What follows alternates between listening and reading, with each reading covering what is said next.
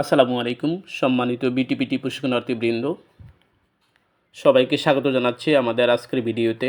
আমাদের আজকের ভিডিও বিটিপিটি ভাইবে সংক্রান্ত সাজেশন নিয়ে। এখানে 7টা প্রশ্ন নিয়ে আলোচনা করা হবে এবং প্রত্যেকটি প্রশ্নের উত্তর বলার চেষ্টা করব। যাই হোক, আমাদের আজকে আলোচনা শুরু করা যাক। শুরুতেই 1 নম্বর প্রশ্ন, শ্রেণীকক্ষ ব্যবস্থাপনা বলতে কী বোঝায়?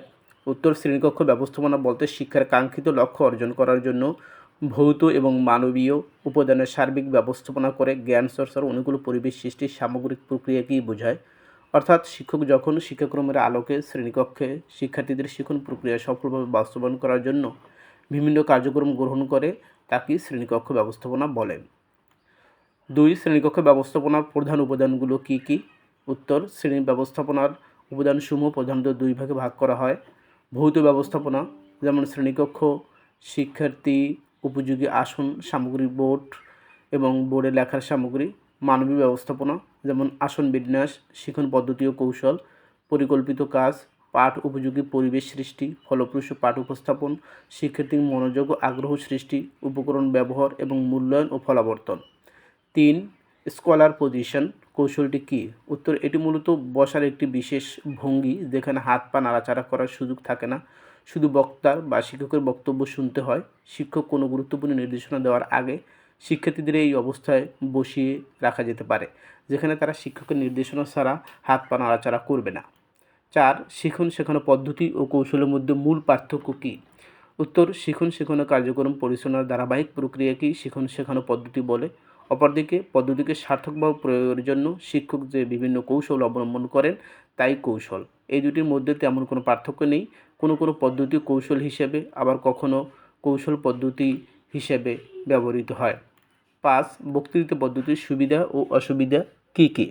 উত্তর, সুবিধা, বক্তৃতা পদ্ধতির সময় কম লাগে, এটি নতুন বিষয় উপস্থাপনে কার্যকর এবং বড় শ্রেণীকক্ষ সকলকে একসাথে নির্দেশনা দেওয়ার জন্য উপযোগী। অসুবিধা, এই পদ্ধতিতে শিক্ষার্থীর অভিজ্ঞতা ও সক্রিয় অংশগ্রহণকে বিবেচনা করা হয় না। শিক্ষার্থীরা এখানে নীরব শ্রোতা হিসেবে থাকে এবং তাদের ব্যক্তিগত চাহিদা ও সামর্থ্যের উপর গুরুত্ব দেওয়া সম্ভব হয় না। 6, সমস্যা সমাধান পদ্ধতির ধাপসমূহ কী কী? উত্তর, সমস্যা সমাধান পদ্ধতির ধাপগুলো হলো উপলব্ধি বা আন্ডারস্ট্যান্ড, পরিকল্পনা বা প্ল্যানিং, প্রচেষ্টা বা ট্রাইং, যাচাই বা চেক, সম্প্রসারণ বা এক্সটেন্ড, স্নোবলিং কৌশলটি কী? 7 নম্বর প্রশ্ন, স্নোবলিং কৌশলটি কী? উত্তর, এই কৌশল কোনো একটি বিষয়, যেমন ভিডিও দেখার পর শিক্ষার্থীরা কী শিখলো তা একটি কাগজের টুকরোয় লিখে এরপর কাগজটি দলা পাকিয়ে শ্রেণীকক্ষের সামনে ছুঁড়ে মারে। প্রত্যেকে একটি করে কাগজের টুকরো তুলে নেয় এবং পাশের বন্ধুর সাথে নিজের লেখা এবং কাগজ পাওয়া লেখাটি শেয়ার করে। সবশেষে দলের পক্ষ থেকে একজন সবার বক্তব্য সারসংক্ষেপ করে বলে। জিগস কৌশল কীভাবে প্রয়োগ করা যায়? উত্তর, এই কৌশলে একটি পাঠকে কয়েকটি অংশে ভাগ করা যায়, যেমন সুন্দরবনের প্রাণী প্রবন্ধকে 4টি অনুচ্ছেদে ভাগ করা। ক্লাসকে সেই কয়টি দলে ভাগ করা হয় এবং প্রতিটি দল এক একটি অনুচ্ছেদের উপর বিশেষজ্ঞ হয়। এরপর শিক্ষার্থীরা দল পরিবর্তন করে অন্য দলের সদস্যদের সাথে বসে নিজেদের বিশেষজ্ঞ অংশটি অন্যদের শেখায় এবং অন্যদের অংশটিকে তাদের কাছ থেকে শিখে আসে। সবশেষে তারা নিজ দলে ফিরে আসে, শিখে আসা বিষয়টি নিয়ে পুনরায় আলোচনা করে। 9, সহযোগিতামূলক শিক্ষণের মূল ভিত্তি বা উপাদানগুলো বা উপায়গুলো কী কী? উত্তর, সহযোগিতামূলক শিক্ষণের প্রধান উপায়গুলো হলো ইতিবাচক পারস্পরিক নির্ভরশীলতা, শিক্ষার্থীরা বিশ্বাস করে যে তারা একজনকে ছাড়া সফল হতে পারবে না।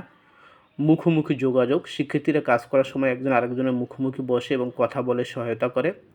একক দায়িত্ব জবাবদিহিতা, দলে কাজ করলেও প্রতিটি শিক্ষার্থীর আলাদা দায়িত্ব থাকে এবং সে অনুযায়ী তার পারফরমেন্স মূল্যায়ন করা হয়।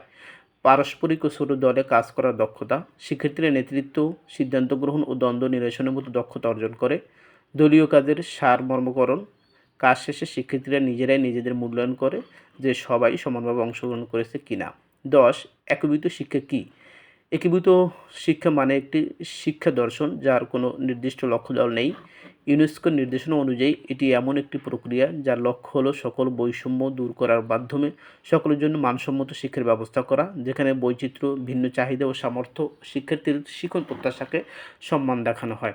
11, অভিজ্ঞতাভিত্তিক শিক্ষণ চক্রের 4টি স্তর কী কী?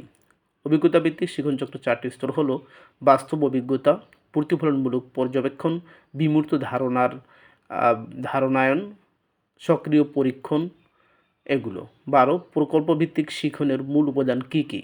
উত্তর, প্রকল্পভিত্তিক শিক্ষণের প্রধান উপাদানগুলো হলো চ্যালেঞ্জিং প্রশ্ন বা সমস্যা, অনুসন্ধানমূলক প্রক্রিয়া, বাস্তবসম্মত প্রেক্ষাপট, শিক্ষার্থীর পছন্দ ও কথার গুরুত্ব, প্রতিফলন, সমালোচনা ও সংশোধন, প্রকল্প ফলাফল উন্মুক্তকরণ ও উপস্থাপন। 13 শিক্ষা উপকরণ বা শেখানোর সামগ্রীর মধ্যে পার্থক্য কী? উত্তর, পাঠ্যপুস্তক, শিক্ষক সহায়িকা, চার্ট, প্রকল্প বা গল্পের বই ইত্যাদি সবই শেখানোর সামগ্রী, কিন্তু এর সবই উপকরণ নয়। উপকরণ হচ্ছে সেই বস্তু বা বিমূর্ত বিষয় যা সরাসরি শিখন ফল অর্জনে সহায়তা করে। তাই বলা যায় সকল শিক্ষা উপকরণই শেখানোর সামগ্রী, কিন্তু সকল শেখানোর সামগ্রী শিক্ষা উপকরণ নয়।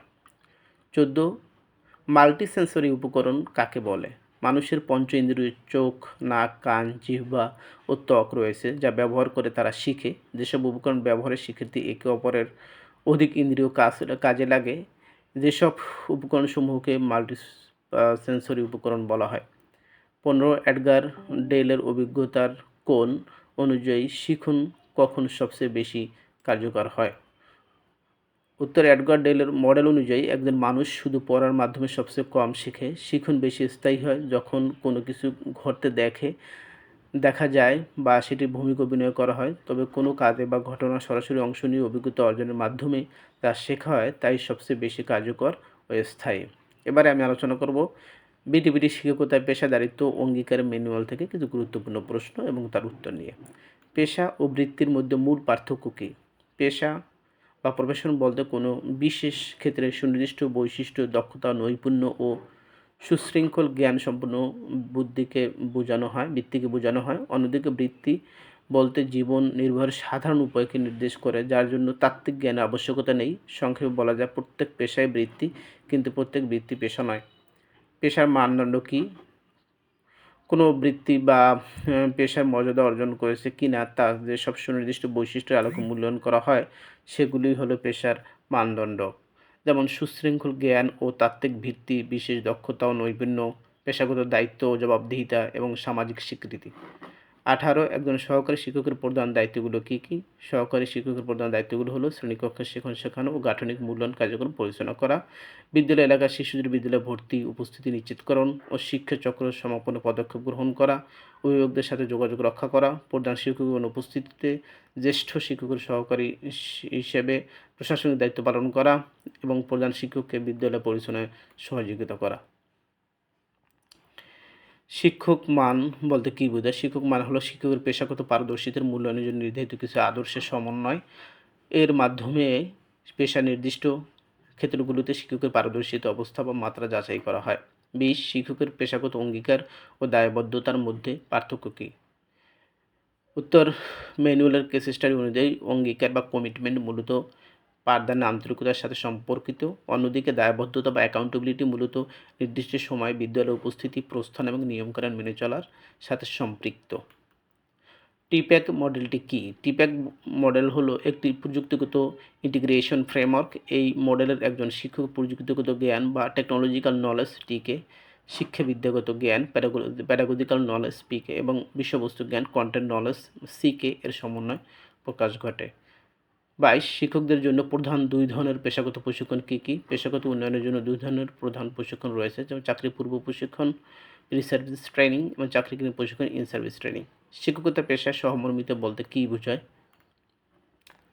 শিক্ষকগণের পেশাগত দায়িত্বে সহমর্মিতা হলো শিক্ষক শিক্ষার্থীগণের সুখ দুঃখ উপলব্ধি করা, একে অপরের সহযোগিতা করা এবং বিপদে সাহায্য করা। এই সহমর্মিতা শিক্ষক শিক্ষার্থী, শিক্ষক অভিভাবক এবং শিক্ষক কর্মকর্তাদের মধ্যে হতে পারে। 24 শিক্ষার্থীদের সাথে শিক্ষকের পেশাগত সম্পর্ক স্থাপনের 2টি কৌশল লিখুন। উত্তর, 2টি কৌশল হলো শিক্ষার্থীদের নাম জানা এবং নাম ধরে ডাকা, শিক্ষার্থীর আগ্রহ, শখ, প্রত্যাশা জানা এবং প্রোফাইল রেকর্ড সংরক্ষণ করা। 25 জাতীয় শুদ্ধাচার কৌশল কী? শুদ্ধাচার বলতে সাধারণত নৈতিকতা, সততা দ্বারা প্রভাবিত আচরণগত উৎকর্ষ বোঝায়।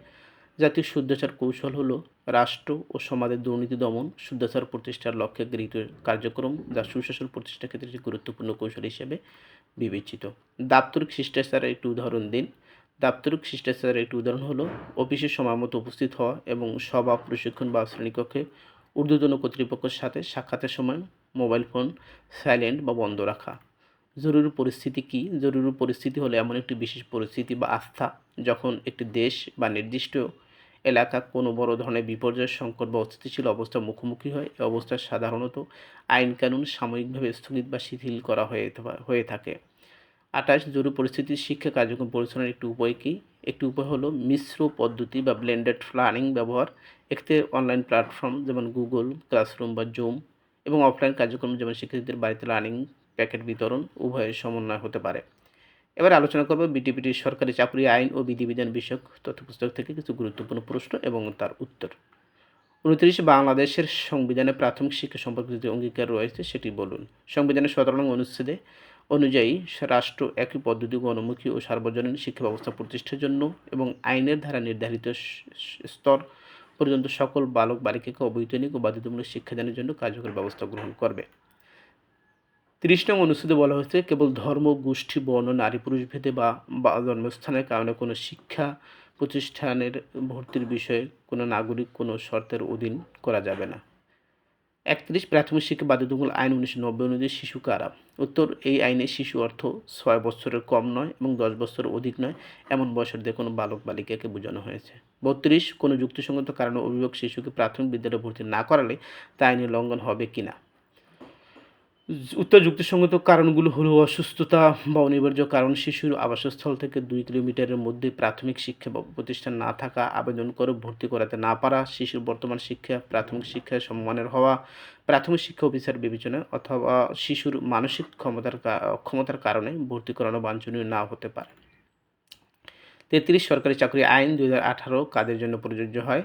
উত্তরে, এই আইন সংবিধান দ্বারা সৃষ্ট পদ, বিচার কর্ম বিভাগ, প্রতিরক্ষা কর্ম বিভাগ, পাবলিক বিশ্ববিদ্যালয়, জাতীয় সংসদ সচিবালয়, বাংলাদেশ সুপ্রিম কোর্ট, নির্বাচন কমিশন সচিবালয়, স্বশাসিত সংস্থা, রাষ্ট্রায়ত্ত প্রতিষ্ঠান, স্থানীয় সরকার প্রতিষ্ঠান, উন্নয়ন প্রকল্প, কর্মসূচি, চাকরি এবং চুক্তিভিত্তিক বা অস্থায়ী চাকরির ক্ষেত্রে প্রযোজ্য হবে না। ৩৪ সরকারি চাকরি আইন ২০১৮ অনুযায়ী অসদাচরণ কী? অসদাচরণ অর্থ অসঙ্গত আচরণ, চাকরির শৃঙ্খলার জন্য হানিকর আচরণ, আচরণ বিধিমালার পরিপন্থী কার্য, শিষ্টাচার বহির্ভূত আচরণ, ঊর্ধ্বতন কর্মকর্তা আইনসঙ্গত আদেশ অমান্যকরণ, কর্তব্য অবহেলা প্রদর্শন, সরকারের আদেশ পরিপত্র নির্দেশিত অবজ্ঞাকরণ, ভিত্তিহীন হয়রানিমূলক মিথ্যা অভিযোগ দাখিল ইত্যাদি। ৩৫ সরকারি চাকরি আইন ২০১৮ অনুযায়ী লঘুদণ্ড ও গুরুদণ্ড কী কী? লঘুদণ্ড তিরস্কার, নির্দিষ্ট মেয়াদের জন্য পদোন্নতি বা বেতন বৃদ্ধি স্থগিতকরণ, বেতন স্কেলের নিম্ন ধাপে অবনমিতকরণ, সরকারি অর্থ সম্পত্তির ক্ষতির জন্য ক্ষতিপূরণ আদায়। গুরুদণ্ড, নিম্ন পদ বা নিম্নতর বেতন স্কেলে অবনমিতকরণ, বাধ্যতামূলক অবসর প্রদান, চাকরি হইতে অপসারণ, চাকরি হইতে বরখাস্ত। ৩৬ ফৌজদারি মামলায় ১ বছরের বেশি কারাদণ্ড দণ্ডিত সরকারি কর্মচারীর ক্ষেত্রে কী ব্যবস্থা নেওয়া যায়? উত্তর, কোনো সরকারি কর্মচারী ফৌজদারি মামলা আদালতে কর্তৃক মৃত্যুদণ্ড, ১ বছর মেয়াদের অধিক মেয়াদের কারাদণ্ড দণ্ডিত হলে উক্ত দণ্ড আরোপের রায় বা আদেশ প্রদানের তারিখ থেকে চাকরি থেকে তাৎক্ষণিকভাবে বরখাস্ত হবেন। ৩৭ সরকারি কর্মচারীর স্বাভাবিক অবসর গ্রহণের বয়স কত? মুক্তিযোদ্ধা কর্মচারীর ক্ষেত্রে কত? একজন সরকারি কর্মচারী তার বয়স ৫৯ বছর পূর্তিতে এবং একজন মুক্তিযোদ্ধা সরকারি কর্মচারী ৬০ বছর পূর্তিতে অবসর গ্রহণ করবেন। ৩৮ সরকারি কর্মচারী আচরণ বিধিমালা ১৯৭৯ অনুযায়ী যৌতুক দেওয়া বা নেওয়ার শাস্তি কী? কোনো সরকারি কর্মচারী যৌতুক দেওয়া বা নেওয়ার প্ররোচিত করতে পারবেন না। এই বিধিমালা লঙ্ঘন করলে তা অসদাচরণ হিসেবে গণ্য হবে এবং সরকারি কর্মচারী শৃঙ্খলা ও আপিল বিধিমালা অনুযায়ী শাস্তিমূলক ব্যবস্থা গ্রহণ করা যাবে। ৩৯ সরকারি কর্মচারী নিয়মিত উপস্থিতি বিধিমালা ২০১৯ অনুযায়ী বিনা অনুমোদিত কর্ম অনুপস্থিতির শাস্তি কী? উপযুক্ত কর্তৃপক্ষের পূর্ব অনুমতি ছাড়া কোনো সরকারি কর্মচারী কর্ম অনুপস্থিত থাকতে পারবেন না। এই বিধান লঙ্ঘন করলে কারণ দর্শানোর সুযোগ দিয়ে প্রতিদিনের অনুপস্থিতির জন্য ১ দিনের মূল বেতনের সমপরিমাণ অর্থ কর্তন করা যাবে। ৪০ ছুটি বিধিমালা ১৯৫৯ অনুযায়ী গড় বেতন ও অর্জিত ছুটি কীভাবে জমা হয় এবং একসাথে কতদিন ভোগ করা যাবে? একজন স্থায়ী সরকারি কর্মচারীর প্রতি ১১ দিন কর্মফল সময়ের জন্য ১ দিন করে পূর্ণ গড় বেতন ও ছুটি অর্জিত হয় এবং সর্বোচ্চ ৪ মাস পর্যন্ত জমা হয়। এই ৪ মাসের অতিরিক্ত অর্জিত ছুটি আলাদাভাবে জমা থাকে। একসাথে সর্বোচ্চ ৪ মাস পূর্ণ গড় বেতনে ছুটি মঞ্জুর করা যায়, তবে মেডিকেল সার্টিফিকেট বা নির্দিষ্ট কিছু কারণে এই সীমা ৬ মাস পর্যন্ত হতে পারে। ৪১ প্রসূতি ছুটির মেয়াদ কত এবং এর ছুটির হিসাব থেকে বিয়োগ হয় কিনা? একজন মহিলা সরকারি কর্মচারী ৬ মাস প্রসূতি ছুটি প্রাপ্য হন। এই ছুটি কর্মচারীর ছুটির হিসাব থেকে বিয়োগ হয় না। এই ছুটিগুলির পূর্ণ বেতন প্রাপ্য হন। সমগ্র চাকরিকালে এই ছুটি সর্বোচ্চ ২ বার প্রাপ্য হবেন। ৪২ সরকারি প্রাথমিক বিদ্যালয়ের শিক্ষক নিয়োগ বিধিমালা ২০১৯ অনুযায়ী শিক্ষানবিশকাল কতদিন? সরাসরি নিয়োগের ক্ষেত্রে স্থায়ী নিয়োগের তারিখ হতে 2 বছর এবং পদোন্নতির ক্ষেত্রে নিয়োগের তারিখ হতে 1 বছরের জন্য শিক্ষানবিশ স্তরে নিয়োগ করা হয়। তবে নিয়োগকারী কর্তৃপক্ষ কারণ লিপিবদ্ধ করে শিক্ষানবিশের মেয়াদ সর্বশেষ হলো 2 বছর পর্যন্ত বর্ধিত করতে পারে। 43 সরকারি প্রতিষ্ঠানের সামাজিক যোগাযোগ মাধ্যম ব্যবহার নির্দেশিকা 2019 অনুযায়ী কোন বিষয়গুলো প্রকাশ করা পরিহার করতে হবে? উত্তর, জাতীয় ঐক্য ও চেতনা পরিপন্থী ধর্মীয় অনুভূতিতে আঘাত লাগে বা ধর্মনিরপেক্ষতার পরিপন্থী রাজনৈতিক মতাদর্শ, কোনো ব্যক্তি, প্রতিষ্ঠান বা রাষ্ট্রকে হেয় প্রতিপন্ন করে, লিঙ্গ বৈষম্যমূলক, জনমনে অসন্তোষ সৃষ্টি করতে পারে, ভিত্তিহীন, অসত্য এবং অশ্লীল তথ্য ইত্যাদি প্রকাশ করা যাবে না। সমন্বিত অনলাইন বদলি নির্দেশিকা 2023 অনুযায়ী সহকারী শিক্ষকদের একই উপজেলা বা থানার মধ্যে বদলি কর্তৃপক্ষ কে? উত্তর, জেলা প্রাথমিক শিক্ষা অফিসার এবং সংশ্লিষ্ট উপজেলা থানা শিক্ষা অফিসারের সুপারিশক্রমে সহকারী শিক্ষকদের একই উপজেলা বা থানার মধ্যে আন্তঃবিদ্যালয় অনলাইন বিদ্যালয়ে অনুমোদন প্রদান করবেন। সম্মানিত প্রশিক্ষণার্থীবৃন্দ, আমাদের ইতিপূর্বে আরও 2টি ভিডিও ইউটিউবে রয়েছে ভাইবা সংক্রান্ত। দ্বিতীয় ভাইবা 2 যে ভিডিওটা রয়েছে সেখানে 45 থেকে 60 পর্যন্ত বিষয়ে আলোচনা করা হয়েছে, যদিও সেখানে উত্তর লিখিতভাবে ছিল না। এই ভিডিওতে উত্তর লিখিতভাবে দেওয়া হলো, আপনারা এখান থেকে দেখে নিতে পারেন। আশা করি সবাই উপকৃত হবেন। সবাইকে অসংখ্য ধন্যবাদ। আল্লাহ হাফেজ।